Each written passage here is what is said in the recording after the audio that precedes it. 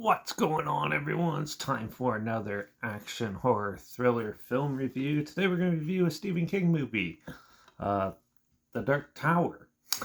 It was released by Columbia Pictures August 4th, 2017, and it stars Idris Elba and Matthew McConaughey, and it was written by Jeff Dinger and Andrews Thomas Jensen. It was co-written and produced by Kiva Goldsmith and produced by Ron Howard and Eric Huggins, and it was co-written and directed by Nikolaj Arcel, who also done films like The Promised Land, A Royal Affair, King's Game, and Riders of Justice. So this is an more like an action thriller with a little bit of horror elements mixed in. So this is based on Stephen King's Dark Tower book series. Now, I've read one of them, The Gunslinger. I think that's the first one. I could be wrong though.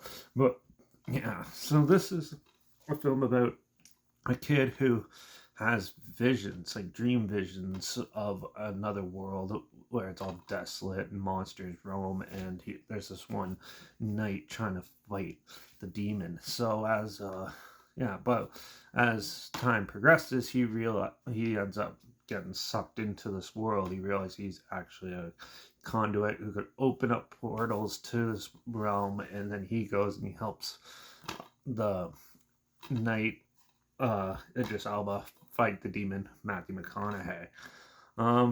Yeah. Overall, this is your typical big action fantasy type of film. There's nothing really new to this. This is so they kind of like rushed this film, I think, because the characters are not well developed in this. The characters are kind of just typical blockbuster type of paper thin characters and stuff. They're not very well likable or anything like that. The cinematography in this is obviously pretty good. Same with the special effects and everything. Even the music's actually not too bad in this too. Yeah, but and the acting, Idris Elba does a really good job, and the other ones, though, especially Matthew McConaughey, seems very forced and wooden and just bland. It's just dull. There's no emotion or anything, so you don't have anything to connect to with these characters or anything. So you're kind of just there for a clunky ride throughout. The story itself is very messy, and for a film that was supposed to start, you could tell it's a beginning film where they're going to try to make a franchise of it. I don't think they're going to do that now though, because apparently this flopped pretty bad at the box office. But yeah, you could tell that there's a lot of loose ends. There's a lot of stuff that's just thrown in there, like the horror elements. There's a monster and stuff. Like in the book, they describe it a couple times, but in the film, you only get to see it for like 5 minutes, not even, and that's it. And they don't even explain or show how they fight it off or anything like that. It's just there, and it's just very convoluted, and everything was just left open because they thought it was going to be a franchise and clearly not. And now you just got this really disjointed movie. So overall, I thought it had potential, but they definitely messed it up. And yeah, in the end, it's okay, I guess. It wasn't the best, but there's still some good action scenes, and overall, it was still good to see Idris Elba kick some ass. So I'm gonna give The Dark Tower a 2.5 out of 5. If you want to check it out, I'm not sure where it's streaming or anything, so I'll link the trailer down below at least, so you check that out.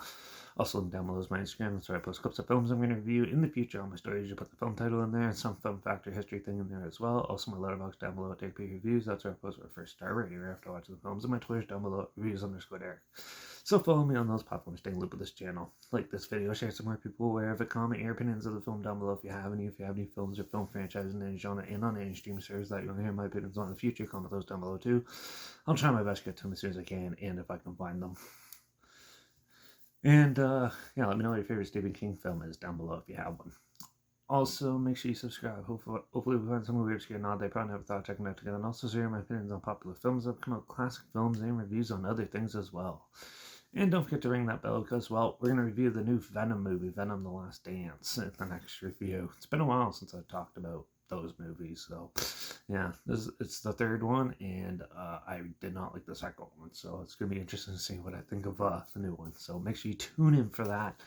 Yeah, watch out for all those kids opening portals to other dimensions and worlds, and which brings bad things to the world. And I guess I'll see you all in the next review. So until then, cheers.